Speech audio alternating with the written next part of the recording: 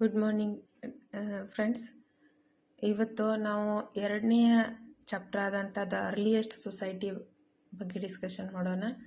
ಆರಂಭಿಕ ಸಮಾಜ ಹೇಗಿತ್ತು? The people who lived in the Indian sub continent about 2 million years ago can be described as a hunter and gathering.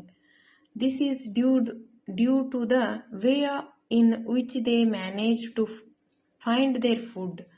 ಸುಮಾರು 2 million ವರ್ಷಗಳ ಹಿಂದೆ ಭಾರತೀಯ ಉಪಖಂಡದಲ್ಲಿ ವಾಸಿಸುತ್ತಿದ್ದ ಜನರು ಬೇಟೆಗಾರರು ಮತ್ತು ಆಹಾರ ಸಂಗ್ರಹಕರಿಂದ ಆಗಿರುವುದನ್ನು ನಾವು ಕಾಣ್ತೀವಿ. ಅವರು ಈ ವಿಧಾನದಿಂದ ತಮ್ಮ ಆಹಾರ ಪದ್ಧತಿ ಹುಡುಕುವ ವಿಧಾನವನ್ನಾಗಿ ಮಾಡಿಕೊಂಡಿದ್ರು. ಅವರು ತಮ್ಮ ಆಹಾರವನ್ನು ಹುಡುಕುವಲ್ಲಿ ನಿರ್ವಹಿಸುವ ವಿಧಾನ ಬೇಟೆಯಾಗಿತ್ತು ಅಂತ ನಾವಿಲ್ಲಿ ಹೇಳ್ಬೋದು.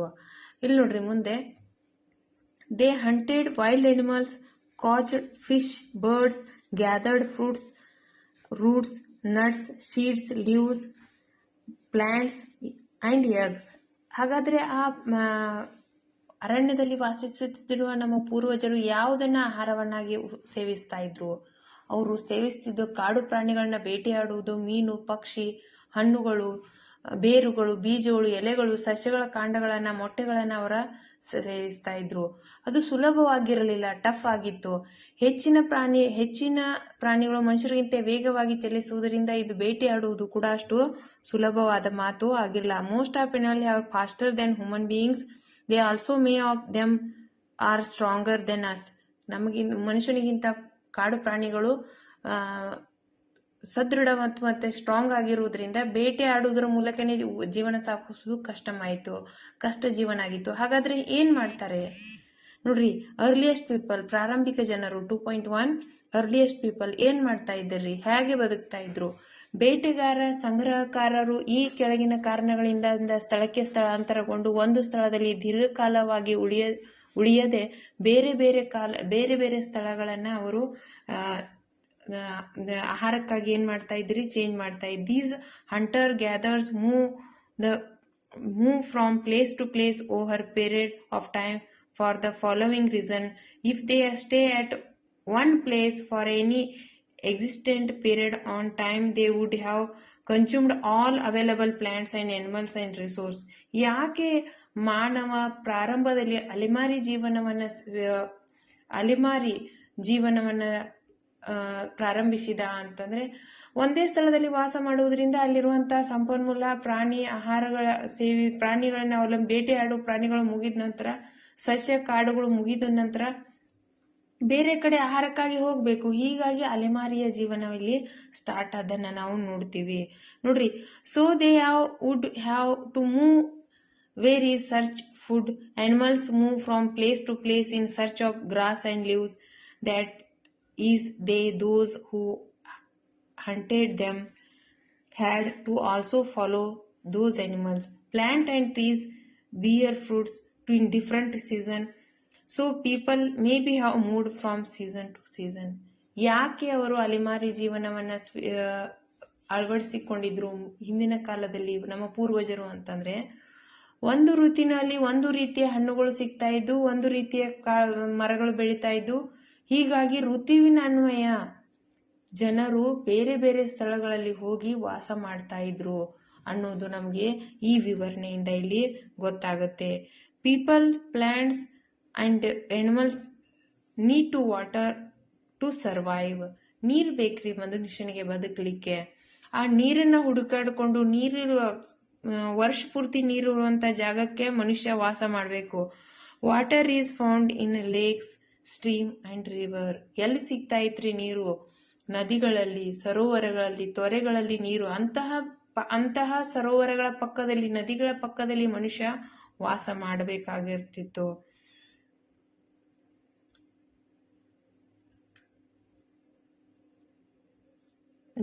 ವರ್ಷವಿಡೀ ನೀರು ಇರುವಂತ ಜಾಗದಲ್ಲಿ ಮನುಷ್ಯ ವಾಸ ಮಾಡಬೇಕು. ಕಾಲೋಚಿತ ಜನರು ನೀರಿನ ಹುಡುಕಾಟದಲ್ಲಿ ಸ್ಥಳದಿಂದ ಸ್ಥಳಕ್ಕೆ ತೆರಳಲು ಪ್ರಾರಂಭಿಸಿದ್ರು. ಮುಂದೆ ನೋಡ್ರಿ 2.2 ಇತಿಹಾಸ ಪೂರ್ವ ಜನರ ತಾಣಗಳು ಯಾವ ಆಗಿದ್ದವರು, ಯಾವ ರೀತಿ ಜಾಗದಲ್ಲಿ ಪ್ರೀ ಹಿಸ್ಟಾರಿಕ್ ಪೀಪಲ್ಸ್, ಇತಿಹಾಸ ರಚನೆಗಿಂತ ಮುಂಚಿನಲ್ಲಿ ಆದಿಮಾನವರು ಎಲ್ಲಿ ಬದುಕ್ತಾ ಇದ್ರು, ಹೇಗೆ ವಾಸ್ತಾ ಇದ್ರು, ಅವರು ಇರುವಂತಹ ಸ್ಥಳ ಯಾವುದು? We have come to know about these people because Archaeologists have found a stone tools and artifacts of these hunter-gatherers. These stone tools were used to cut meat and bones, sharp hark from trees, hide animal skin, chop fruits, and remove the roots from the soil. Some important archaeological sites are Paleolithic age like Bhimkatak, Hunisgi, Karnool caves have been found. ಇತಿಹಾಸ ಪೂರ್ವ ಕಾಲದಲ್ಲಿ ನಾವು archaeology ನಾವು ಪಳುವಳಿಕೆ ಪುರಾತತ್ವಶಾಸ್ತ್ರ ನಾವು archaeology ಡಿಪಾರ್ಟ್ಮೆಂಟನ್ನು ಪುರಾತತ್ವಶಾಸ್ತ್ರದ ಪ್ರಕಾರ ಅಧ್ಯಯನ ಮಾಡಿದಾಗ ನಮಗೆ ತಿಳಿದು ಬಂದ ಇಲ್ಲಿ ಕಲ್ಲಿನ ಉಪಕರಣಗಳು, ಮಾಂಸ ಮೂಳೆಗಳನ್ನು ಕತ್ತರಿಸಲು, ಮರಗಳನ್ನು ತುಂಡುಗಳಲ್ಲಿ ಕತ್ತಲು, ಪ್ರಾಣಿ ಚರ್ಮವನ್ನು ಇದು ಮಾಡಲಿಕ್ಕೆ ಶಾರ್ಪ್ ಆದ ಅಸ್ತ್ರಗಳು ಬೇಕಾಗಿದ್ದು, ಅದನ್ನು ಇಲ್ಲಿ ನಾವು ಶಿಲಾಯುಗದ ಕೆಲವು ಪ್ರಮುಖ ಪುರಾತತ್ವ ಶಾಸ್ತ್ರ ಸ್ಥಳಗಳಾದ ಭೀಮಟಕ, ಹುಣಸಗಿ, ಕರ್ನೂಲು ಗುಹೆಗಳಲ್ಲಿ ನಾವು ಕಾಣ್ತೀವಿ. ಈ ಕಲ್ಲು ಕಂಡು ಬಂದ ಸ್ಥಳಗಳು ಜನರು ಉಪಕರಣಗಳನ್ನು ತಯಾರಿಸುವ ಸ್ಥಳವನ್ನು ಕಾರ್ಖಾನೆ ತಾಣಗಳಿಂದ ಹೇಳಿ ನಾವು ಕರಿತೀವಿ. ಇವು ಪುರಾತತ್ವ ಶಿಲಾಯುಗದ ಕೆಲವು ಸ್ಥಳಗಳಲ್ಲಿ ಪ್ರಮುಖ ಪುರಾತತ್ವ ಸ್ಥಳಗಳಾದ ಭೀಮಟಕ, ಹುಣಸಗಿ, ಕರ್ನೂಲುಗಳು ಗುಹೆಗಳು ಕಂಡು ಬಂದಾವ. ಆ ಗುಹೆಗಳಲ್ಲಿ ಆ ಜನರು ಉಪಯೋಗಿಸಿದಂಥ ಉಪಕರಣಗಳನ್ನು ನಾವು ನೋಡ್ತೀವಿ. ಆಮೇಲೆ ಅಲ್ಲಿ ಗುಹೆಗಳು ಕಲ್ಲಿನ ಆಶ್ರಯಗಳು ಕೂಡ ಇದ್ದು ಅಲ್ಲಿ ಜನರು ವಾಸ ಮಾಡುತ್ತಿರುವುದನ್ನು ನಾವು ಇಲ್ಲಿ ತಿಳ್ಕೊತೀವಿ. ನೈಸರ್ಗಿಕ ಗುಹೆಗಳು ಮತ್ತು ಕಲ್ಲಿನ ಆಶ್ರಯಗಳು ಮುಖ್ಯವಾಗಿ ವಿಂಧ್ಯ ಮತ್ತು ಡೆಕ್ಕನ್ ಪ್ರಸ್ಥಭೂಮಿಯಲ್ಲಿ ಕಂಡುಬರುತ್ತವೆ. ಇವು ಶಿಲಾಧಾಮಗಳಲ್ಲಿ ಹಲವು ನರ್ಮದಾ ಕಣಿವೆಗಳ ಸಮೀಪದಲ್ಲಿವೆ. ಇವು ಎಲ್ಲಿದಾವು ವಿಂಧ್ಯ ಮತ್ತು ಡೆಕ್ಕನ್ ಪ್ರಸ್ಥಭೂಮಿಗಳು ಅಂತಂದ್ರೆ ನರ್ಮದಾ ನದಿಯ ದಡದಲ್ಲಿ ನಾವು ಕಾಣ್ತೀವಿ. Natural caves and rock shelters are mainly found in the Vindhya and Deccan Plateau. Many of these rock shelters are close in Narmada Valley. Narmada ನದಿಯ ದಡದಲ್ಲಿ ಇಲ್ಲಿ ಇರುವುದನ್ನು ನಾವು ಕಾಣ್ತೀವಿ. ಕಲ್ಲಿನ ಉಪಕರಣಗಳನ್ನು ತಯಾರಿಸುವುದು.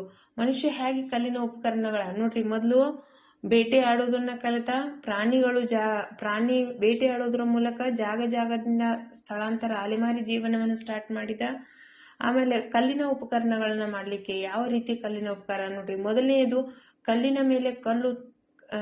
ಮೇಲೆ ಕಲ್ಲು ತಂತ್ರ. ಇಲ್ಲಿ ಬೆನಚು ಕಲ್ಲು ಅಗತ್ಯ ಇರುವ ಆಕಾರವನ್ನು ಪಡೆಯುವವರೆಗೂ ಇನ್ನೊಂದರೊಂದಿಗೆ ಚುಕ್ಕಿ ಹೊಡೆಯಲು ಬಳಸುತ್ತಿತ್ತು. ಎರಡು ಕಲ್ಲುಗಳನ್ನ ಸಹಾಯದಿಂದ ಏನ್ ಮಾಡ್ತಾ ಇದ್ರಿ, ಇಲ್ಲಿ ಉಪಕರಣಗಳನ್ನ ತಯಾರಿ. ಎರಡನೇ ತಂತ್ರ ಒತ್ತಡದ ಪ್ಲಿಕಿಂಗ್ ಉಪಕರಣ ತಯಾರಿಕೆ. ಕಲ್ಲಿನ ಅಂಚನ್ನು ಸಣ್ಣ ಲಿಥಿಕ್ ಚಕ್ಕೆಯನ್ನು ತೆಗೆದು ಟ್ರಿಮ್ ಮಾಡಲಾಗುತ್ತಿತ್ತು. ಅಂದ್ರೆ ಎರಡು ಏನ್ ಹೇಳ್ತಾರ್ರಿ ನೀವು, stone tools R ಪ್ರೊಬೆಬಲಿ made using 2 different techniques. First one was stone on stone technique. Here the one was used streak of fleckles from the other till the required sharp and obtain. Second technique was pressure flecking tool making. In this method, the edges of the stone was trimmed and removing small lithic flakes. ಇಲ್ಲಿ ಏನ್ ಮಾಡ್ತಾರ್ರಿ, ಎರಡು ವಿಧಾನಗಳಿಂದ ಉಪಕರಣಗಳನ್ನ ಮಾಡಿದ್ದನ್ನ ನೋಡ್ತೀವಿ. Next ನೋಡ್ರಿ, ಬೆಂಕಿ ಯಾವಾಗ ಫೈಂಡಿಂಗ್ ಔಟ್ ಅಬೌಟ್ ಫೈರ್. ಎಲ್ಲಿ ನಾವು ಬೆಂಕಿಯನ್ನು ಕಂಡುಹಿಡಿದ ಮನುಷ್ಯ, ಅದರ ಬೆಂಕಿಯನ್ನು ಕಂಡುಹಿಡಿದಂತ ಪುರಾವೆಗಳು ನಮಗೆ ಎಲ್ಲಿ ಕಂಡು ಬರ್ತಾವ ನೋಡ್ರಿ. In the Karnool caves, traces of ash have been found. Ash ಅಂದ್ರೆ ಬೂದಿ. ಕರ್ನೂಲು ಗುಹೆಗಳಲ್ಲಿ ಬೂದಿಯ ಕುರುಹುಗಳನ್ನು ನಾವು ನೋಡಿದ್ದೀವಿ. ಜನರು ಬೆಂಕಿಯ ಬಳಕೆ ಬಗ್ಗೆ ಪರಿಚಿತರಾಗಿದ್ದು ಇದು ಸೂಚಿಸುತ್ತದೆ. ಬೆಂಕಿಯನ್ನ ಬಳಕೆ ಮೂಲವಾಗಿ ಮಾಂಸ ಬೇಯಿಸಲು, ಪ್ರಾಣಿಗಳನ್ನು ಹೆದರಿಸಲು ಅನೇಕ ವಸ್ತುಗಳನ್ನು ಬಳಸಬಹುದಾಗಿತ್ತು. ಕೇವಲ ಆಹಾರ ಬೇಯಿಸಲಿಕ್ಕಲ್ಲ, ಕ್ರೂರ ಪ್ರಾಣಿಗಳನ್ನು ತಮ್ಮನ್ನು ತಾವು ರಕ್ಷಿಸಲು ಕೂಡ ಬೆಂಕಿಯನ್ನ ಮೊದಲಿನ ಕಾಲದಲ್ಲಿ ಆದಿಮಾನವರು ಬಳಸ್ತಾ ಇದ್ರು. ಹಾಗಾದ್ರೆ ನಮಗೆ ಬೆಂಕಿಯ ಕುರುಹುಗಳು ಕರ್ನೂಲು ಗುಹೆಯಲ್ಲಿ ಕಂಡು ಬಂದಿದ್ದನ್ನ ನಾವು ನೆನಪಿಟ್ಕೊಳ್ಬೇಕು. It is also important points. Fire could have been used many things as source of light, cook meat and scare away animal. So next ನೋಡ್ರಿ, ಚೇಂಜ್ ಇನ್ ಎನ್ವೈರ್ಮೆಂಟ್. ಪರಿಸರದ ಬದಲಾವಣೆ. ಹೇಗೆ ಪರಿಸರದ ಬದಲಾವಣೆ ಆಯಿತು? Change in environment. ಅರೌಂಡ್ 12,000 ವರ್ಷಗಳ 12,000 years ago there were major changes in the climate of the world within shift to relatively warm condition. This lead to develop grassland to increase the number of herbivores. This was also time when several grain-bearing grass, including wheat, barley, and rice, naturally different plants in Indian subcontinent. ಪರಿಸರ ಬದಲಾವಣೆ ಆಯಿತು. ಬೆಂಕಿಯನ್ನು ಕಂಡುಹಿಡಿದ ಮನುಷ್ಯ ಗುಹೆಗಳಲ್ಲಿ ಮೊದಲಿಗೆ ಸಾಧನಗಳನ್ನು ಕಲ್ಲಿನ ಉಪಕರಣಗಳು ಮಾಡ್ಲಿಕ್ಕೆ ಕಲಿತ. ಆಮೇಲೆ ಕರ್ನೂಲು ಗುಹೆಯಲ್ಲಿ ನಮಗೆ ಬೂದಿ ಕಂಡು ಬಂದಿದ್ರಿಂದ ಬೆಂಕಿಯನ್ನು ಕಂಡುಹಿಡ್ದ ಅಂತ ಹೇಳ್ತೀವಿ. ಆಮೇಲೆ 12,000 ವರ್ಷಗಳ ಹಿಂದೆ ಏನಾಯ್ತ್ರಿ, ಹುಲ್ಲು ಕಾವಲು ಹೆಚ್ಚಗಿನ ಪರಿಸ್ಥಿತಿ ಬದಲಾವಣೆಗೆ ವಾರ್ಮ್ ಎನ್ವೈರ್ಮೆಂಟ್ ಬದಲಾವಣೆ ಆಗಿರುವುದರಿಂದ ಹುಲ್ಲುಗಾವಲುಗಳ ಬೆಳವಣಿಗೆ ಕಾರಣವಾಯಿತು. ಸಸ್ಯಾಹಾರಿಗಳ ಸಂಖ್ಯೆಯಲ್ಲಿ ಹೆಚ್ಚವಾಯಿತು. ಹುಲ್ಲನ್ನು ಡಿಪೆಂಡ್ ಆಗಿರುವಂತ ಪ್ರಾಣಿಗಳ ಸಂಖ್ಯೆ ಹೆಚ್ಚಾಗುತ್ತೆ ಯಾವಾಗ ಹುಲ್ಲುಗಾವಲು ಏನಾಗುತ್ತೆ. ಇದೊಂದು ಫುಡ್ ಸರ್ಕಲ್ ರೀ. ಇದು ಭಾರತದ ಉಪಖಂಡದ ವಿವಿಧ ಭಾಗಗಳಲ್ಲಿ ಬಾರ್ಲಿ, ಗೋಧಿ, ಅಕ್ಕಿ ಸೇರಿದಂತೆ ಹಲವಾರು ಧಾನ್ಯಗಳನ್ನು ಹೊಂದಿರಲು ಹುಲ್ಲುಗಾವಲು ನೈಸರ್ಗಿಕವಾಗಿ ಬೆಳೆದ ಸಮಯವಾಯಿತು. ಇಲ್ಲಿ ನಾವು ಪರಿಸರ ಬದಲಾವಣೆಯಿಂದ ಮನುಷ್ಯ ಕೂಡ ಗೋಧಿ, ಬಾರ್ಲಿ, ಅಕ್ಕಿಯನ್ನ ಬಡಿಯುವುದರ್ಲಿಕ್ಕೆ ಸ್ಟಾರ್ಟ್ ಮಾಡಿದ.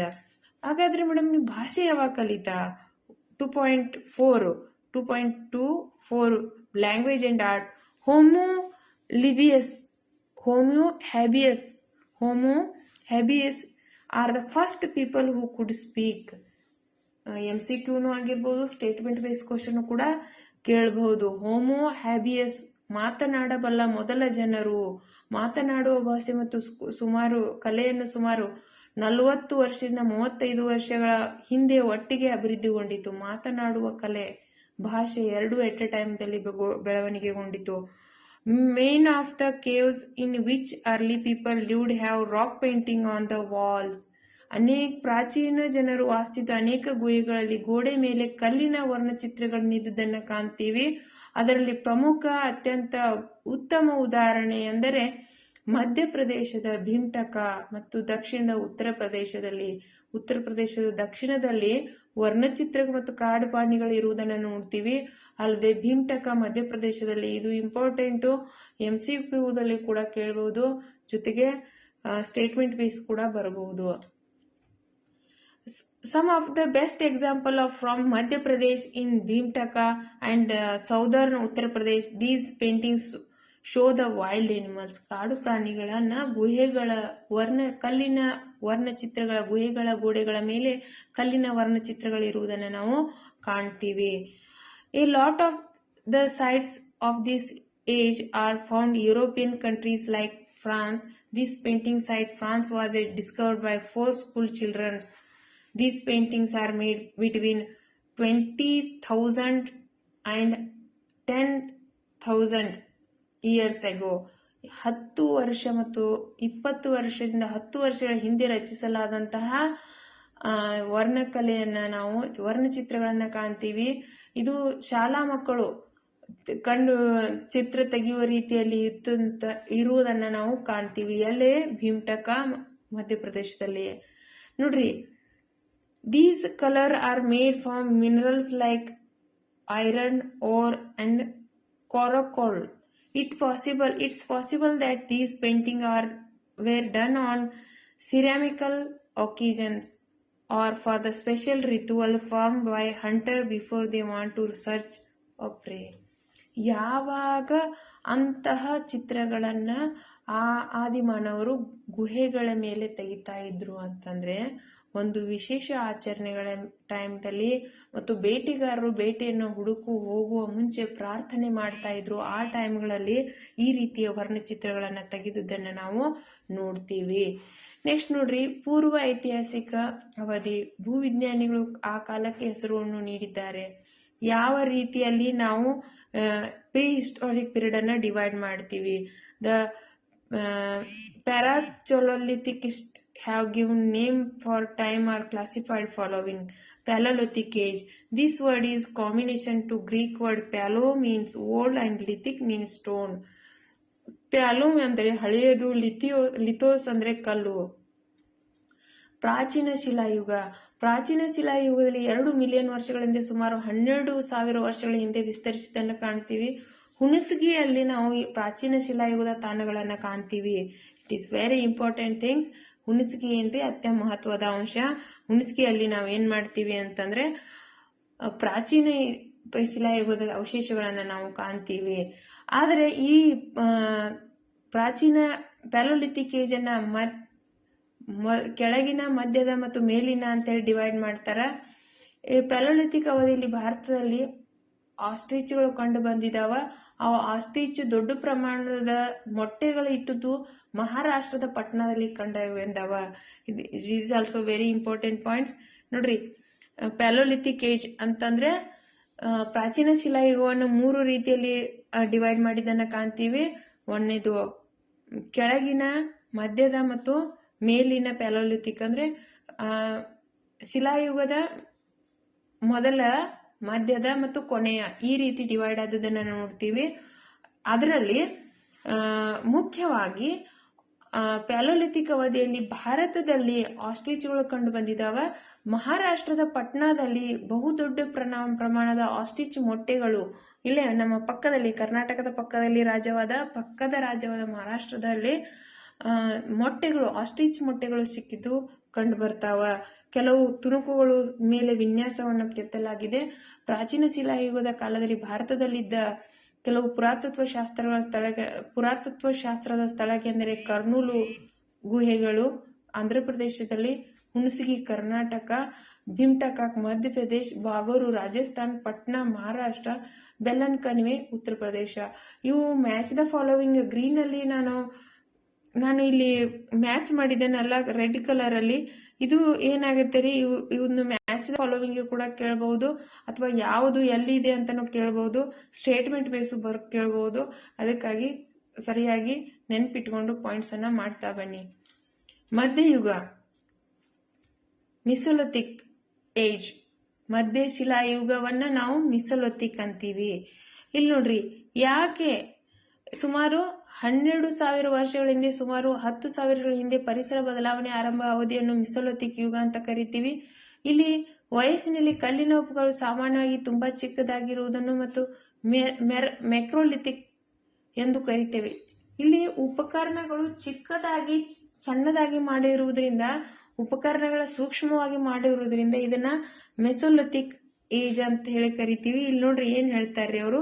The period when environmental change begins in 12,000 years ago till about 10,000 years ago is known as the Mesolithic age. Stone tool of this age are generally very small, is called microlithic. ಚಿಕ್ಕದಾದ ಕಲ್ಲಿನ ಉಪಕರಣಗಳ ಮಾಡೋದ್ರಿಂದ ಇದನ್ನ microlithic ಅಂತ ಕರೆದ್ರು. Some of the archaeological sites which are present in India during Mesolithic age ಯಾವ್ಯಾವ್ರಿ? ಆಮೇಲೆ ನೋಡ್ರಿ, ಇಲ್ಲಿ ಲಿಂಗ್ನಾಜ್ ಗುಜರಾತ್, ದಮನಾದ್ ಉತ್ತರ ಪ್ರದೇಶ್, ಆಮೇಲೆ ಪಟ್ನಾ ಮಹಾರಾಷ್ಟ್ರ. ಈ 3 ಸೈಟ್ಗಳು. ಇವು ನೀವು ಹೇಗೆ ನೆನ್ಪಿಡ್ಬೇಕು ಅಂದ್ರೆ ಮಧ್ಯ ಶಿಲಾಯುಗದಲ್ಲಿ ಕಂಡು ಬರುವಂತಹ ಸೈಟ್ಗಳು ಯಾವ್ಯಾವು, ಮತ್ತೆ ಅಲ್ಲಿ ಉಪಕರಣ ಯಾವ ರೀತಿಯಾಗಿತ್ತು ಅನ್ನೋದನ್ನ ನೀವು ನೆನ್ಪಿಟ್ಕೋಬೇಕು. ನೆಕ್ಸ್ಟ್ ನೋಡ್ರಿ, ಇಲ್ಲಿ Neolithic age. Next stage about 10,000 years ago onwards is called Neolithic. Here the word neo means new and lithic means stone. In this age, stone tools were refined and metal tools had been also begins use. Some of the archaeological sites were present in India during Neolithic age. ಇಲ್ಲೂ ಕೂಡ Neolithic ಅಂದ್ರೆ ಹೊಸದು, neo ಅಂದ್ರೆ ಹೊಸದು, ಲಿಥೋಸ್ ಅಂದ್ರೆ ಕಲ್ಲು. ಇಲ್ಲಿ ಹೊಸ ಈ ಯುಗದ ಉಪಕರಣಗಳು ಹೆಚ್ಚು ಸಂಸ್ಕರಿಸಲ್ಪಡುವ ಲೋಹದ ಉಪಕರಣಗಳನ್ನ ನಾವು ಇಲ್ಲಿ ಮಾಡ್ಲಿಕ್ಕೆ ಸ್ಟಾರ್ಟ್ ಮಾಡಿದ್ರು. ನವಶಿಲಾಯುಗದ ಕಾಲದಲ್ಲಿ ಭಾರತದಲ್ಲಿದ್ದ ಕೆಲವು ಪುರಾತತ್ವ ಶಾಸ್ತ್ರದ ಸ್ಥಳಗಳೆಂದರೆ ಹಳ್ಳೂರು ಕರ್ನಾಟಕ, ಬುರ್ಜಾ ಹೋಮ್ ಮತ್ತು ಗುಲ್ಫಾಕ್ ಜಮ್ಮು ಕಾಶ್ಮೀರ್, ಮೆಹರ್ಗಢ್ ಬಲ್ಚಿಸ್ತಾನ್. ಈಗ ಮೆಹರ್ಗಢ್ ಏನಾಗಿದೆ ರೀ, ಪಾಕಿಸ್ತಾನದಲ್ಲಿದೆ. ಚಿರಾಂದ್ ಬಿಹಾರ, ದೌಲಾಜಿ ಹ್ಯಾಂಡಿಂಗ್ ಆಸಮ. ಇಲ್ಲಿ ಇಷ್ಟು ನಾವು ನವಶಿಲಾಯುಗದ ಕಾಲದ ಸ್ಥಳಗಳನ್ನು ನಾವು ಕಾಣ್ತೀವಿ. ನೀವು ಈ ಚಾಪ್ಟರ್ದಲ್ಲಿ ನೀವು ಏನು ನೆನ್ಪಿಡಬೇಕು ಅಂತಂದರೆ, ಯಾವ ಶಿಲಾಯುಗದಲ್ಲಿ ಯಾವ ಬದಲಾವಣೆ ಆಯಿತು ಮತ್ತು ಎಲ್ಲೆಲ್ಲಿ ಸೈಟ್ಗಳು ಕಂಡು ಬರ್ತಾವ, ಅದರ ಕುರುಹುಗಳು ಎಲ್ಲಿ ಸಿಕ್ಕಿದಾವ ಅನ್ನೋದನ್ನು NCERT ಬುಕ್ಕಲ್ಲಿ ಅಥೆಂಟಿಕೇಶನ್ದಿಂದ ಕೊಟ್ಟಿದ್ದಾರೆ. ನೀವು ಅದನ್ನು ರೆಫರ್ ಮಾಡಿ ನಿಮ್ಮ ಕಾಂಪಿಟೇಟಿವ್ ಎಕ್ಸಾಮನ್ನು ಮತ್ತು ನಿಮ್ಮ ಟೀಚರ್ ಎಲಿಜಿಬಲ್ ಟೆಸ್ಟ್ಗಳನ್ನ ಕೂಡ ಕ್ಲಿಯರ್ ಮಾಡಿರಿ ಅಂತ ಹೇಳ್ತೀನಿ. Thank you.